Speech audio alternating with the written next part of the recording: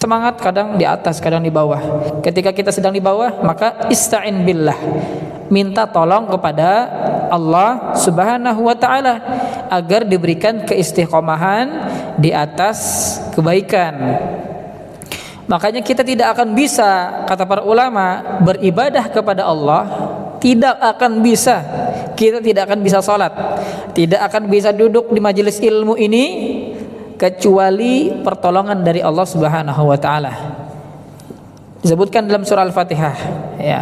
Iyyaka na'budu wa iyyaka nasta'in. Kita tidak akan bisa beribadah kalau bukan pertolongan dari Allah Subhanahu wa taala. Jadi kalau sudah mulai putur, mulai lemas, ista'in billah, minta tolong kepada Allah Subhanahu wa taala. Ya Allah, kembalikanlah semangat saya terhadap kebaikan.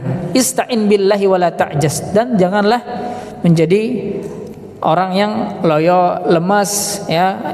Dihadapkan dengan sebuah kebaikan lemas, ya, dihadapkan dengan sebuah kebaikan kemudian tidak mau dikerjakan. Wala ta'jas, kata Nabi sallallahu alaihi wasallam, jangan loyo. Maka semangat terhadap yang bermanfaat bagi dunia dan akhirat kita. Kemudian kita lanjutkan pembahasan kita fikih matan Abu Suja, atau nama lainnya matan Ghaiyah wa Takrib, karangan Al-Imam Ahmad bin Al-Husain Al-Asfahani rahimahullahu ta'ala. Matan Abu Suja ini salah satu kitab yang sangat digemari, kitab yang dipakai di mana-mana, ya. Orang-orang Syafi'i pasti kenal, ya. Kalau Syafi'i, dia mengatakan mazhab saya Syafi'i tapi nggak kenal matan Abu Suja, ya, berarti dia bukan Syafi'i hakiki, bukan Syafi'i yang sebenarnya, cuman nisbat saja, ngaku saja, ya, tapi nggak kenal kitab matan Abu Suja. Ini kitab disusun beliau untuk kita, ya, untuk kita yang awam, kita yang lemah pemahamannya bahasa Arabnya, dikarang beliau untuk kita, ya, sangat mudah dipahami untuk orang-orang secara umum. Kemarin sudah kita ambil pembahasan tentang rukun-rukun wudu atau fardu yang kalau dikerjakan, ya, yang kalau ditinggalkan maka tidak sah wudunya. Ketinggalan satu fardu saja maka tidak sah wudunya. Yang pertama kemarin niat, ya. Yang kedua membasuh wajah. Yang ketiga membasuh kedua tangan sampai sikut. Yang keempat adalah mengusap sebagian kepala, sebagian saja. Kalau Syafi'i sebagian, tapi kita bahas sunnah muakkadah untuk mengusap seluruh kepala pada pembahasan kali ini. Yang kelima adalah mencuci kedua kaki hingga mata kaki. Yang keenam berurutan. Dalilnya surah Al-Maidah ayat 6, ya ayyuhalladzina amanu idza qumtum ilas salati faghsilu wujuhakum wa aydiyakum ilal marafiqi wamsahu bi ru'usikum wa arjulakum ilal ka'bain. Pembahasan hari ini pembahasan tentang sunnah wudu. Sunnah itu apa? Sunnah itu ma yusabu ala fi'lihi wa la yu'aqabu ala tarkih. Kata para ulama, sunnah itu kalau dikerjakan berpahala, dapat pahala sunnah. Kalau ditinggalkan la yu'aqab, tidak ada dosa di situ. Cuman apa? Kalau dikerjakan berpahala, kalau nggak dikerjakan tidak berdosa, cuman rugi gitu. Maka dikerjakan. Artinya kalau sunnah ini ketinggalan, nggak ada pahalanya, nggak dapat pahala sunnah. Tapi sah nggak wudunya? Sah. Dia kerjakan cuman yang kemarin rukunnya saja, 6 hal itu, dari niat sampai berurutan, itu saja dikerjakan sama dia. Nggak ada dia membasuh telinga, mengusap telinganya, nggak ada, segala macam bismillahnya nggak ada. Sah nggak wudunya? Sah. Cuman nggak dapat pahala sunnah. Kata beliau rahimahullahu ta'ala, semoga Allah memberikan manfaat kepada kita terhadap ilmu yang telah beliau karang untuk kita. Wasunanuhu asyratu asya'a. Kata beliau, sunnah wudu itu ada 10. Sunnahnya ada 10. Yang pertama adalah at-tasmiyah. Tasmiyah adalah membaca bismillah. Yang kedua, wa ghaslul kaffain qabla idkhalihima al-ina'a. Mencuci kedua telapak tangan sebelum dimasukkan ke dalam bejana air, tempat air. Dicuci dulu kedua telapak tangannya. Yang ketiga dan keempat, yang ketiga wal madmadatu wal istinsyaq. Madmadah yaitu adalah memasukkan air ke dalam mulut. Kemudian al istinsyaq, memasukkan air ke dalam hidung. Itu sunnah juga. Kemudian yang keempat wa mashu jami'ir ra's, mengusap seluruh kepala. Itu sunnah.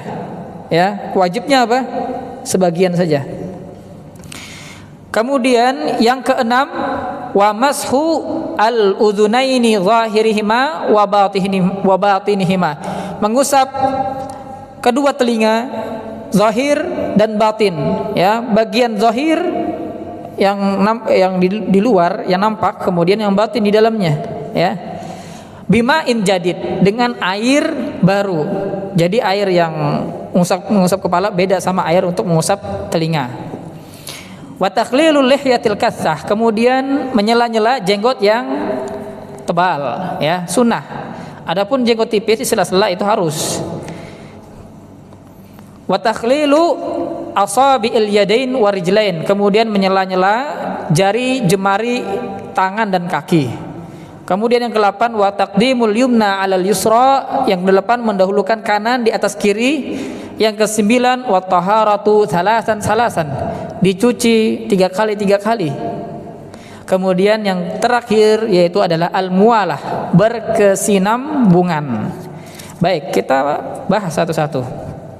Yang pertama kata beliau rahimahullahu taala, sunnah wudu, ya. Yang pertama adalah tasmiyah. Tasmiyah mengucapkan, membaca bismillah. Kalau kita baca bismillah saja maka dapat pahala sunnah. Afdolnya bagaimana? Afdolnya dibaca secara lengkap. Bismillahirrahmanirrahim. Bismillahirrahmanirrahim. Dibaca secara lengkap. Kalau bismillah saja dapat pahala sunnah, dapat pahala sunnah. Ya, kata Nabi sallallahu alaihi wasallam, takhallaqu bi akhlaqillah. Berakhlaklah kalian seperti akhlaknya Allah Subhanahu wa taala. Bagaimana akhlaknya Allah Subhanahu wa taala? Akhlaknya Allah Subhanahu wa taala memulai segala surahnya dengan bismillah, ya. Memulai segala surah di dalam Al-Qur'an dengan bismillah. Surah apa saja kecuali surah At-Taubah, ya. Surah At-Taubah membaca bismillah di situ hukumnya adalah haram. Membaca bismillah di surah Taubah hukumnya adalah haram, ya. Bismillah di surah Al-Fatihah kata Syafi'i merupakan ayat dari Al-Fatihah, kata mazhab Syafi'i, maka dibaca jahar bismillahnya di Syafi'i. Adapun ulama yang lain mengatakan bismillah itu bukan bagian dari ayat Al-Fatihah, ya. Bukan bagian dari ayat Al-Fatihah, maka dibaca sir, ya. Dibaca sir, ada yang tidak membaca sama sekali karena dia mengatakan bukan bagian dari Al-Fatihah. Dan mazhab Syafi'i, bismillah adalah ayat setiap surah di Al-Qur'an kecuali Al-Bara'ah. Makanya kalau kita baca Al-Qur'an, baca Al-Fatihah, baca bismillah, kemudian setelah itu baca surah, ya. Ketika mulai dari awal baca bismillah, dijahar bismillahnya. Kenapa? Karena dia merupakan bagian dari ayat surah tersebut. Contohnya tadi dibaca sama Imam Ad-Duha, Bismillahirrahmanirrahim, Wad-Duha. Karena dia merupakan ayat dari surah Ad-Duha. Tapi kalau misalkan bacanya di tengah, ya nggak ketemu surah ayat bismillah, nggak ketemu, ya, maka tidak dibaca bismillahnya. Nah, at-tasmiyah, bismillah atau bismillahirrahmanirrahim. Jadi sebelum berwudu niat, kemudian baca bismillah, ya. Berniat berwudu kemudian baca bismillah. Bismillah gitu. Kemudian baru cuci wajah. Itu yang pertama. Kemudian kalau misalkan ketinggalan bismillahnya, bagaimana? Kelupaan bismillahnya. Kelupaan baca bismillah. Berwudu kelupaan baca bismillah. Maka kata Nabi SAW, ya, kata para ulama, dianjurkan membaca bismillah ketika ingat. Maka baca bismillahi fi awwalihi wa akhirihi. Baca bismillah, ya, di awal dan di akhir. Maksudnya apa? Itu hadis Nabi SAW. Ketika kita lupa makan, lupa baca bismillah ketika makan, maka ucapkan bismillah fi awwalihi wa akhirih. Ingat di tengah misalkan atau ingat di akhir, baca bismillah fi awwalihi wa akhirih. Sama juga dalam masalah wudu. Lupa baca bismillah, ingatnya pas di tengah. Ya, bismillah fi awwalihi wa akhirih. Kata para ulama, harus ada kata fi awwalihi wa akhirih karena sunnahnya seperti itu. Ini pembahasan bismillah. Jadi paling tidak kadarnya adalah membaca bismillah, lengkapnya bismillahirrahmanirrahim. Maka ini termasuk sunnah. Kalau dikerjakan berpahala, kalau ditinggalkan sah wudunya. Enggak sah saja. Dan ada para ulama yang mengatakan tidak sah wudunya. Ya, dalilnya apa? La wudu'a liman lam yadhkurismallahi alaih. Tidak ada wudu bagi orang yang tidak baca bismillah. Dalil ulama yang mengatakan tidak sah wudu seseorang apabila tidak membaca bismillah. Tapi di dalam mazhab Syafi'i yang rukun itu yang disebutkan dalam surah Al-Maidah ayat 6 itu fardunya. Selain itu adalah sunnah. Itu yang pertama. Kemudian yang kedua, wa ghaslul kaffaini qabla idkhalihi ma'al ina'ah.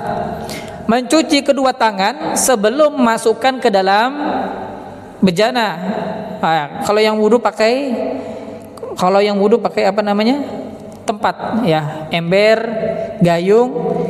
Sama juga yang wudu pakai keran, ya. Kenapa harus dicuci? Kenapa disunahkan untuk mencuci tangan sebelum memasukkan tangan tersebut ke dalam bejana? Misalkan di sini ada bejana gitu, tempat air, ya, buat kita wudu, gayung, ya. Diambil dulu airnya, dialirkan di tangan, dicuci tangannya, dicuci dulu, baru masukkan tangan ke dalam tempat wudunya. Sama juga ketika di keran, cuci dulu tangannya, ya, baru mulai berwudu. Itu sunnah, bagian dari sunnah wudu. Kenapa? Kenapa harus begitu? Kata Nabi Shallallahu Alaihi Wasallam, ya, idza staiqadha ahadukum min naumihi fala yudkhil yadahu al-ina'a. Kalau kalian habis bangun tidur, baru bangun tidur, maka jangan memasukkan tangannya langsung ke dalam tempat air sebelum dia cuci, ya. Hatta yaksilhu salasan, sampai dia cuci sebanyak 3 kali. Hatta yaksilha salasan. Kenapa harus seperti itu? Ini contoh yang masalah bangun tidur. Seseorang ketika tidur itu, dia tahu nggak tangannya di mana? Nggak sadar kan? Ketika tidur ya gerak-gerak, ya. Tangannya mungkin saja ketika tidur menyentuh tempat-tempat yang najis, misalkan kesentuh, ya, ompol anaknya misalkan, contoh aja. Atau misalkan tangannya masuk ke dalam celana dalamnya, ya, orek-orek apa namanya, lubang dubur misalkan, itu kan najis tuh, bagian najisnya. Kata Nabi Shallallahu Alaihi Wasallam, fa inna ahadukum la yadri aina batat yaduh. Karena kalian tidak tahu di mana tangan kalian bermalam. Mungkin saja dia bermalam di tempat yang suci, mungkin saja dia bermalam di tempat yang najis, kotor, ya, masuk ke dalam celana misalkan, ya, atau celana yang lain masuknya megang yang najis. Maka dianjurkan untuk mencuci tangan sebelum berwudu. Kenapa? Karena ketika tidak mencuci tangan sebelum berwudu, ya, kita tahu air itu ada 3 macam. Ada air suci mensucikan, ada air suci saja, ada air najis. Ingat, air najis itu gimana? Air najis itu kemasukan kotoran, kemasukan benda najis, maka dia akan jadi najis. Misalkan di tangannya ada, ya, benda najis di situ, bekas kencing misalkan, nggak tahu malam, ya, pegang mana segala macam, ya, masukkan tangannya ke dalam tempat baskom air, sedangkan itu tidak 2 kulah, kurang dari 2 kulah, kurang dari 216 liter, masuk ke situ, gimana status airnya? Berubah jadi apa? Airnya berubah menjadi najis. Jadi itu, ya. Tapi, ya, mencuci tangan ketika bangun tidur sama mencuci tangan sebelum berwudu itu beda, hal yang berbeda. Bangun tidur mencuci tangan itu ada sunnahnya sendiri, ya. Karena bangun tidur itu nggak mesti harus sholat, ya. Tapi kalau bangun tidur subuh, sholat. Bisa juga untuk makan, sahur, ya. Mencuci tangan ketika bangun tidur dan mencuci tangan ketika ingin wudhu itu hal yang berbeda. Sunnahnya berbeda.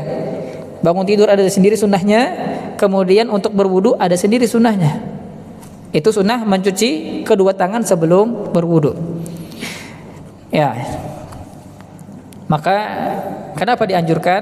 Ya, kata Nabi SAW, fa inna ahadukum la yadri aina batat, fa inna ahadakum la yadri aina batat yaduhu. Karena kalian tidak tahu di mana tangan kalian bermalam, ya. Bermalam maksudnya di mana dia tempatnya, ya, di najis atau di suci. Itu yang kedua. Wa ghaslul kaffaini qabla idkhalihima al-ina. Sebelum berwudu, sebelum memasukkan tangan ke dalam tempat air wudu, maka cuci dulu, ya. Berapa kali? 3 kali, ya. 3 kali. Kemudian yang ketiga, wal matmadah. Matmadah itu berkumur-kumur. Wal istinsyak. Istinsyak yaitu adalah memasukkan air ke dalam hidung. Jadi masukkan air ke dalam mulut. Matmadah itu masukkan air ke dalam mulut. Baik dia gerak-gerakin mulutnya atau cuma didiamkan saja. Langsung keluarin atau digerak-gerakin habis itu ditelan. Sama aja, itu juga matmadah, ya. Atau dikeluarkan setelah itu. Wal matmadah itu masukkan air ke dalam mulut. Baik digerakkan kemudian keluarin atau, ya, ditelan habis itu. Itu matmadah namanya. Wal istinsyak, ini satu paket, matmadah sama istinsyak, memasukkan air ke dalam hidung. Jadi masukkan air dalam hidung, satu paket ini bagaimana caranya, ya? Maka cara yang paling utama kata para ulama yaitu adalah 1 kali ambilan air, ya, kemudian 1 kali itu masuk ke mulut dulu, baru masukkan ke hidung, atau langsung juga bisa, ya, langsung. Itu caranya. Begini kemudian kumur masukkan ke hidung. Atau langsung. Itu al-istinsyak, ya. Baik airnya tersebut dimasukkan kemudian dikeluarkan lagi atau dimasukkan saja tanpa dikeluarkan, ya. Wal istinsyak. Berapa kali? 3 kali juga. Matmadah kemudian istinsyak. Masuk begini. Kenapa disunahkan seperti itu? Itu ada pembahasannya di kitab Fathul Alam karangan Syekh Zakaria Al-Ansari. Nabi SAW sebutkan karena kemungkinan karena syaitan itu suka tidur di tempat yang berongga hidung, ya. Maka istinsyak kemudian matmadah. Wal matmadatu wal istinsyak. Kemudian yang keempat, wa mashu jami'ir ra'si, wa mashu jami'i ar-ra'si, mengusap seluruh kepala.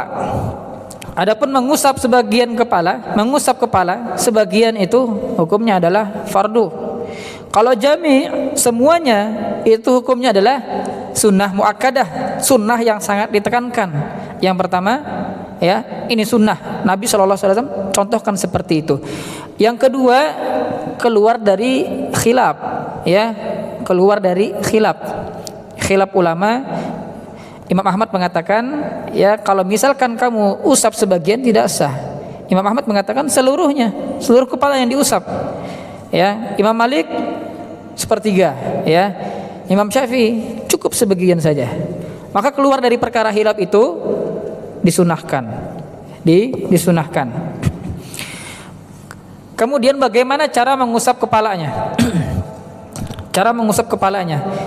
Jadi cara mengusap kepala, diambil air dibasahkan, bukan dipakai air dibasuh, tapi basahkan tangannya kemudian diusap. Sekali ini kalau misalkan rambutnya pendek, ya, rambutnya pendek sekali saja. Tapi kalau rambutnya panjang bisa berbolak-balik, ya, maka sekali kemudian ke depan 2 kali. Itu kalau rambutnya berbolak-balik, ususnya panjang. Tapi kalau rambutnya pendek, cukup sekali saja, diusap ke belakang. Ambil air, kemudian diusap ke belakang. Kalau pendek, kalau panjang, kembali ke depan. Kemudian membasuh telinga, bagaimana? Diambil dengan air yang baru, ya. Kemudian ujung jari telunjuk ini keduanya gosok-gosok dulu bagian dalamnya, ya. Baru yang ini jempol, 2 jempol, baru bagian belakangnya. Seperti itu. Wa mashu jami'ir ra'si, mengusap seluruh kepala, ya, mengusap seluruh kepala. Jadi di dalam mazhab Syafi'i, mengusap seluruh kepala itu hukumnya adalah sunnah muakkadah, sunnah yang sangat ditekankan. Adapun dalam mazhab Hambali harus, kalau enggak semua kepala maka tidak sah wudunya, ya. Wa mashu jami'ir ra'si, itu nomor 4, mengusap seluruh kepala. Kemudian yang kelima, wa mashul udhunaini zahirihima wa batinihima.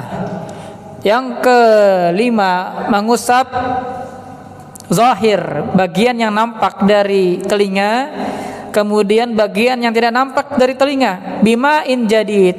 Jadi cara tadi habis usap kepala, ya, kalau panjang dibalikan lagi, habis itu ambil air yang baru, ya, kemudian jarinya yang telunjuk ini mengusap bagian dalamnya, ya, bagian dalamnya, kemudian bagian jari yang jempol ini mengusap bagian, ya, batin yang nampak ini, bagian sininya. Begitu caranya. Mudah-mudahan dapat dipahami, bisa dipraktekkan nanti. Dipraktekkan ketika berwudu. Wa mashul udhunaini zahirihima wa batinihima bima'in jadidin, dengan air yang baru, ya, dengan air yang baru. Kata Nabi sallallahu alaihi wasallam, ada sebuah hadis yang mengatakan bahwasanya Nabi sallallahu alaihi wasallam annahu tawaddaa famasaha udhunain. Beliau berwudu kemudian mengusap kedua telinganya bima'in ghaira ma'il ladzi masaha ra'sah, selain air yang dipakai untuk mengusap kepala. Maka para ulama mengatakan, ya, dianjurkan untuk mengusap telinga itu dengan air yang baru, bukan air yang dipakai untuk mengusap kepala. Nah, itu pembahasannya juga panjang sebenarnya. Kemudian nomor 8, nomor 6, wa takhlilul lihyah al-kassah. Takhlil, menyela-nyela jenggot yang kassah, yang tebal.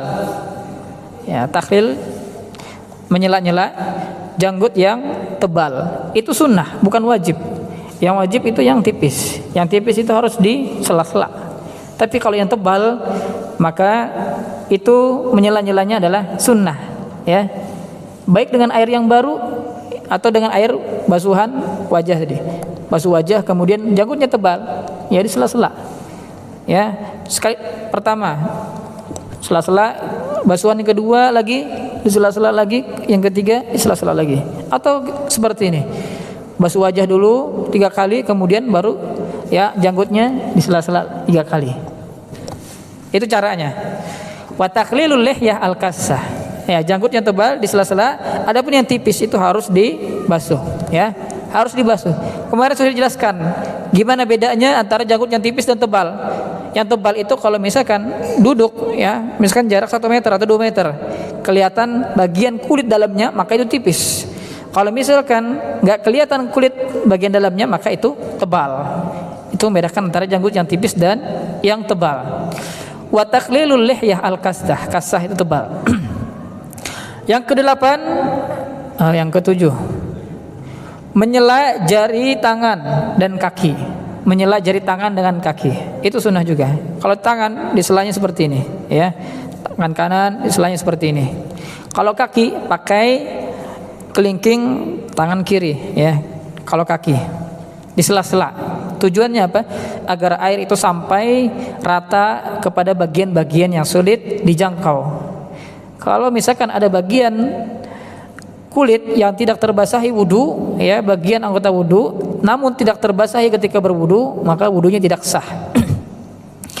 wa takhlilul lihya al-kassah wa takhlilu asabi al-yadain war-rijlain.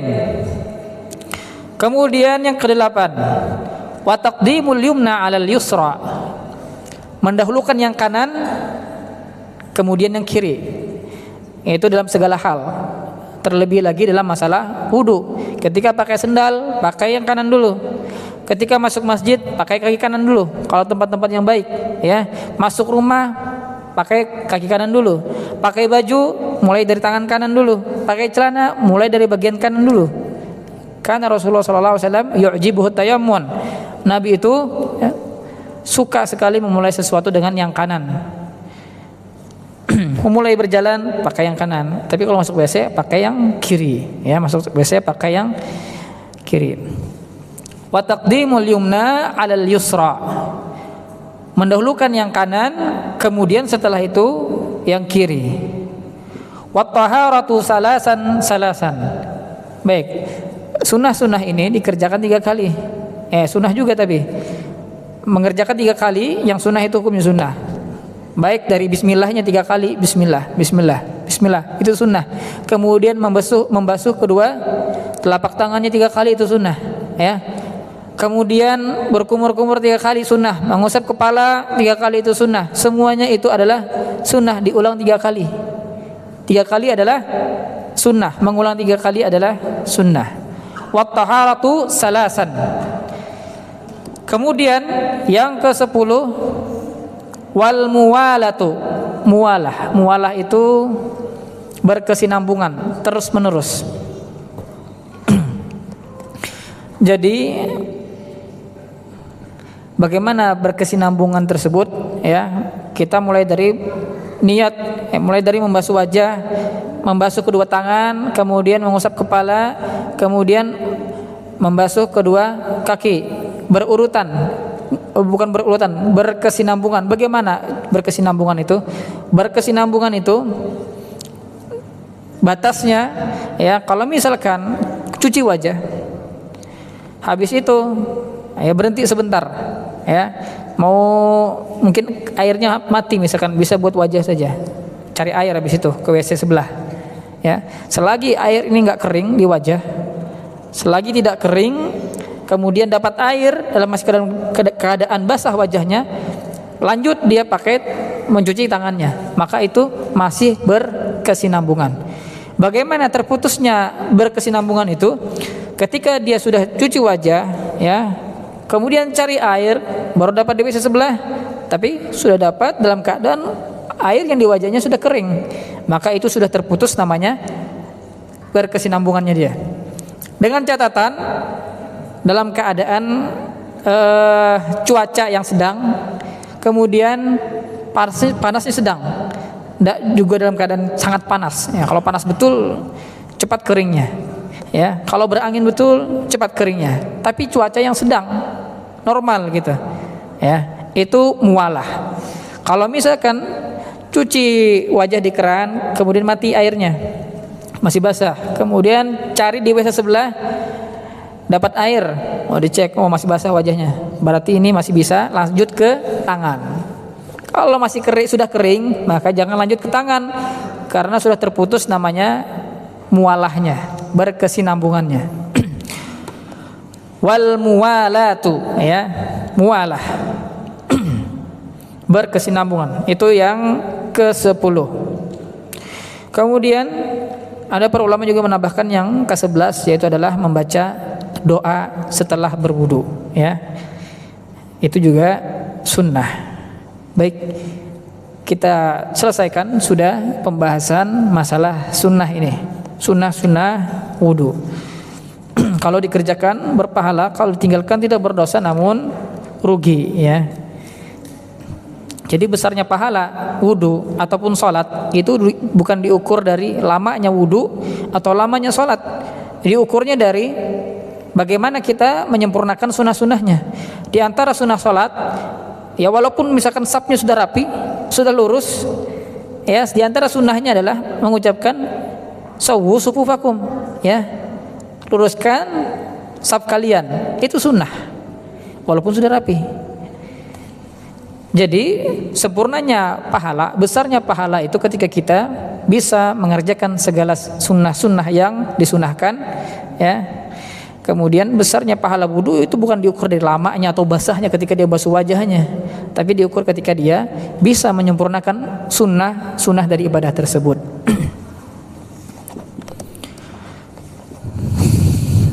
Ini pembahasan sunnah. Insya Allah pada pertemuan selanjutnya kita akan bahas tentang pembatal wudu, tapi nggak di bab ini, di bab selanjutnya. Karena setelah ini pembahasannya adalah istinja, ya, pembahasan masalah istinja. Kalau dibahas sekarang waktunya tidak cukup. Kalau ada pertanyaan tentang sunnah wudu ataupun fardu kemarin, maka bisa ditanyakan. Ya.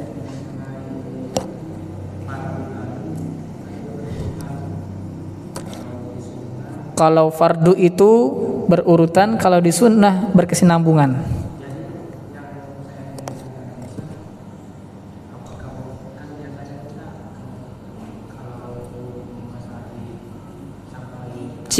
Sikut.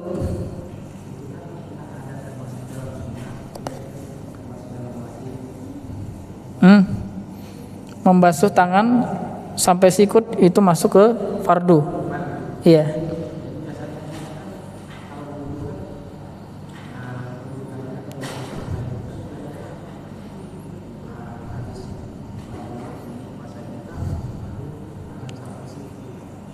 Sunnah.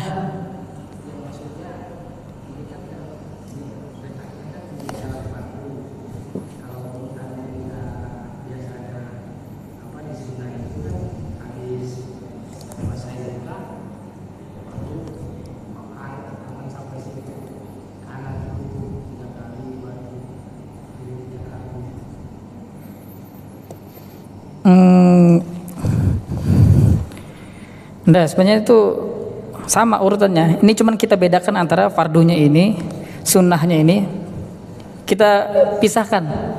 Walaupun sebenarnya urutannya habis niat baca bismillah, kemudian cuci tangan, basuh wajah, basuh tangan. Ini sunnah-sunnahnya kita pisahkan aja, biar bisa dibedakan hukumnya. Kalau meninggalkan sunnah, kalau meninggalkan wajib fardu, bagaimana hukumnya? Sebenarnya normal, sama kayak yang kita lakukan ketika berwudu itu. Sama aja. Kalau membasuh tangan ya sampai sikut itu masuk fardu. Sunnahnya itu perkataan Abu Hurairah, "Faman yastati minkum an yutil lahu ratahu falyafal." Kalau kalian bisa panjangkan cahaya kalian pada hari kiamat, silahkan panjangkan. Maksudnya apa? Lebih dari sikut. Tapi nggak sebutkan dalam sunnah-sunnahnya. Ya, ini perkataannya Abu Hurairah. Hadisnya mudraj. Mudraj itu ada perkataan rawi di situ. Mungkin ada maksud lain, gimana kurang paham.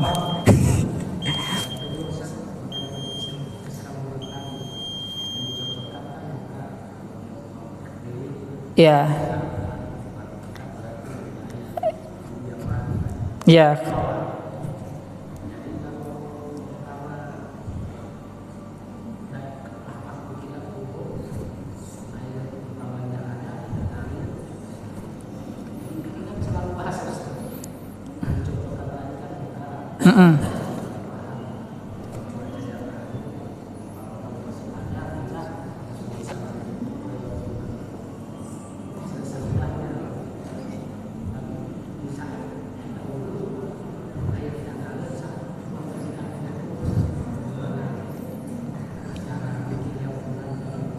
baik. Nanti saya jelaskan setelah azan ya. Azan dulu. Baik. Tadi pertanyaannya itu masalah muwalah. Al-muwalah itu kan berkesinambungan. Dia masuk ke dalam perkara sunnah. Kalau misalkan kering, maka ketika ngusap membasuh wajah, kemudian kering, setelah itu cari air, ya, kemudian kering, masih sudah kering, maka disunahkan untuk mengulang wudunya. Al-muwalah ini berkaitan masalah anggota wudu, ya. Kalau yang dipertanyakan tadi masalah kumur-kumur, bagaimana enggak mualahnya, ya apakah diukur dengan kering juga? Kalau kumur-kumur tidak tergambar, ya mulut itu keringnya bagaimana? Ya. Yang dibahas di sini masalah anggota wudu. Anggota wudu itu apa? Wajah, tangan, kepala, kemudian kedua kaki. Itu yang dibahas masalah para ulama di situ. Itu bagaimana cara mengukur kapan dikatakan berkesinambungan, kapan enggak. Berkesinambungan ketika misalkan yang dicontohkan juga, kita tidak bahas masalah yang di mulut ya, karena itu di luar dari anggota wudu ya, itu sunnahnya. Adapun yang dibahas di sini kata Abu Suja, bahkan ditalik sama Ahmad bin Syekh. Ini jamaah dari ulama menta'liq bahwasanya yang dibahas itu adalah baina al-a'dha. Mualah itu pada anggota wudu ya, bainal a'dha. Jadi anggota wudu ya, anggota wudu wajah, kemudian kedua tangan sampai sikut, kemudian sebagian kepala, kemudian kedua kaki. Kapan tidak mualah? Ketika misalkan cuci wajah di keran sini, mati cari air ya, kemudian dapat air sudah kering. Kita lihat mualah ini masuk fardu apa enggak? Masuk sunnah. Ternyata sudah kering. Berarti dianjurkan bagi dia untuk mengulang wudunya. Kalau enggak dia ulang, ya karena dia bukan masuk fardu, maka tidak masalah. Seperti itu. Jadi anggota mualah ini berkaitan masalah anggota wudu, ya, masalah anggota wudu. Dibahas para ulama juga. Ada lagi kitabnya satu, ya. Tapi ya sampai sini aja mungkin pembahasannya. Ada lagi? Baik. Assalamualaikum warahmatullahi wabarakatuh. Kita dalam wudu menggunakan sedikit air, jangan berlebihan dan boros. Mubazir. Nah itu sedikitnya air itu berapa? Pernah dicontohkan Nabi SAW, beliau berwudu dengan kadar telapak tangan, ya, sedang seorang laki-laki berwudu menggunakan kadar telapak tangan sedang seorang laki-laki. Sedang, kalau orang ada laki-laki itu yang kecil telapak tangannya, itu bukan, tapi sedang. Ya, itu yang disunahkan, dianjurkan Nabi SAW, dan beliau pernah kerjakan seperti itu, berwudu, ya. Karena yang wajib itu cuma satu kali mencucinya. Ketika berwudu kebanyakan air juga, yaitu berlebihan, mubazir, dan jelas konsekuensinya ya. Di dalam Al-Quran juga disebutkan. Kalau kadar yang pernah dicontohkan Nabi SAW itu satu ya, telapak tangan, kadar satu telapak tangan seorang laki-laki yang besarnya sedang, ya, sedang pada umumnya, enggak kebesaran, enggak juga enggak kecilan. Gambarannya seperti itu. Baik, yang lain ada lagi?